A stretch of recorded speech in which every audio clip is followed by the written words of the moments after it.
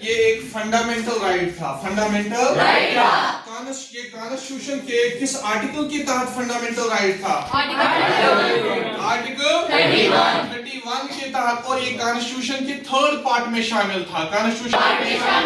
लेकिन 1978 में कॉन्स्टिट्यूशन में कौन सा अमेंडमेंट किया गया? 44th amendment. और उस सरकार थी और जिसका हेड मोरारजी देसाई था, मोरारजी देसाई था। और उस सरकार के तहत ये अमेंडमेंट किया गया जिसमें राइट टू प्रॉपर्टी को फंडामेंटल राइट से रिमूव किया गया, फंडामेंटल राइट से रिमूव किया गया। ये अमेंडमेंट जो है ये एनफोर्स हुआ 20 जून 1979 में।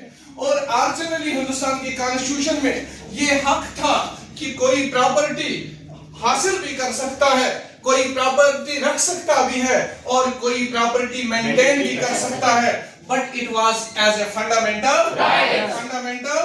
लेकिन कॉन्स्टिट्यूशन में बहुत सारे ऐसी तरामीम की गई और जिनमें ये राइट टू प्रॉपर्टी जो है इसके लिए ऐसे कवानीन बनाए गए, इससे आहिस्ता आहिस्ता इसको कमजोर किया गया और लोगों की फलाह बहबूदी के लिए इससे टेक अवे करने की बात की गई,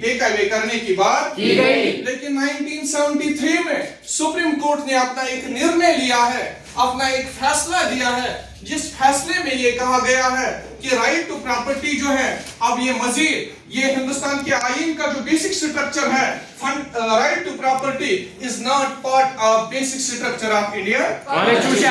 क्लियर? और इस तरह 1978 में 44th अमेंडमेंट हुआ और ये राइट टू प्रॉपर्टी जो है ये कॉन्स्टिट्यूशन से निकाला गया, and it was included in article 300A as a legal right, अब कोई भी बंदा सुप्रीम कोर्ट या हाई कोर्ट का रुख नहीं कर सकता है, अगर राइट टू प्रॉपर्टी की वायोलेशन होगी तो वो एज फंडामेंटल राइट इसको कोर्ट में नहीं ले सकता है, बल्कि इसको वो कोर्ट में ले सकता है as a legal right under article 300A। Clear? Yes sir.